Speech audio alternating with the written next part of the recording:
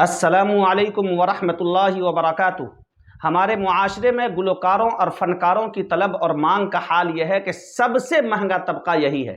ہماری سوسائٹی میں دن بھر ٹوکری اٹھانے والا مزدور سستا ہے، چلچلاتی دھوپ اور یخ بستہ موسموں میں ہل چلانے والا کاشتکار سستا ہے، سال ہا سال تحصیل علم میں سرگرداں اور تعلیم و تربیت کے لیے زندگی وقف کر دینے والا مربی اور مدرس سستا ہے، مسند حدیث و تفسیر کو رونق بخشنے والا مفسر اور محدث سستا ہے، لیکن قوم کو بے حیائی اور عریانیت سکھانے والا، نونہالوں کے اخلاق بگاڑنے والا، نوجوانوں میں بے راہ روی پیدا کرنے والا، مسلمان بیٹیوں اور بہنوں کے سر سے دوپٹہ اور چہرے سے شرم و حیا چھیننے والا گلوکار اور فنکار بہت مہنگا ہے۔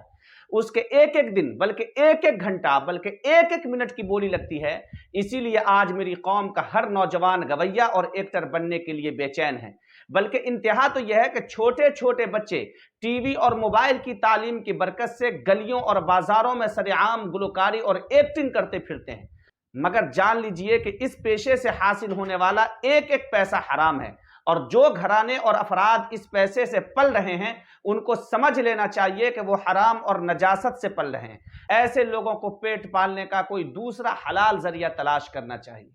بہت سے خوف خدا سے عاری لوگ بڑی ڈھٹائی سے کہتے ہیں کہ جناب موسیقی تو روح کی غذا ہے۔ میں پوچھنا چاہتا ہوں ایسے لوگوں سے کہ آخر یہ کیسی غذا ہے جسے نبی کائنات نے ملعون قرار دیا ہے، جس سے شہوانیت غالب آتی ہے اور روحانیت مغلوب ہوتی ہے، جو مسلمان بیٹیوں کو بے حجاب اور بے حیا بنا دیتی ہے، جو انسان کو دینی اور دنیاوی ذمہ داریوں سے غافل کر دیتی ہے۔ یہ تو میرے دوست نشہ ہے جسے تو غذا سمجھ بیٹھا ہے۔ اور اگر بالفرض ہم مان لیں کہ موسیقی غذا ہے تو جان لو کہ یہ شیطان اور شیطان کے چیلوں کی غذا ہے، یہ حیوانوں اور موذیوں کی غذا ہے۔ اسی لیے اونٹ اور سانپ موسیقی سن کر طرب میں آ جاتے ہیں۔ یہ قیصر و کسریٰ اور یہود و ہنود کی غذا ہے۔ مسلمانوں کی روح کی غذا قرآن کی تلاوت ہے، مسلمانوں کی روح کی غذا خدا اور اس کے رسول کی حمد و ثنا ہے، مسلمانوں کی روح کی غذا نماز اور ذکر و استغفار ہے۔ دراصل بات یہ ہے کہ قوم کا مزاج بدل گیا ہے۔ یہ قوم جس کی کبھی حالت یہ تھی کہ اسے قرآن سننے سے وجد آتا تھا، اب اسے قوالیوں میں وجد آتا ہے۔ کبھی اس کے دل کو تلاوت سے سکون ملتا تھا، اب میوزک سے اسے راحت ملتی ہے۔ کبھی اس کی روح کی غذا اللہ کا ذکر ہوتا تھا، اب اس کی روح کی غذا موسیقی ہے۔ کبھی اس کی بیٹی اور بہن کا اجنبیوں کے سامنے جانا ناقابل برداشت تھا، آج وہ تھرکتی ناچتی بیٹی پر فخر کرتی ہے۔ پہلے جن کو ڈوم، بھانڈ اور کنجر کہا جاتا تھا، اب انہیں فنکار، ایکٹر اور گلوکار کہا جاتا ہے۔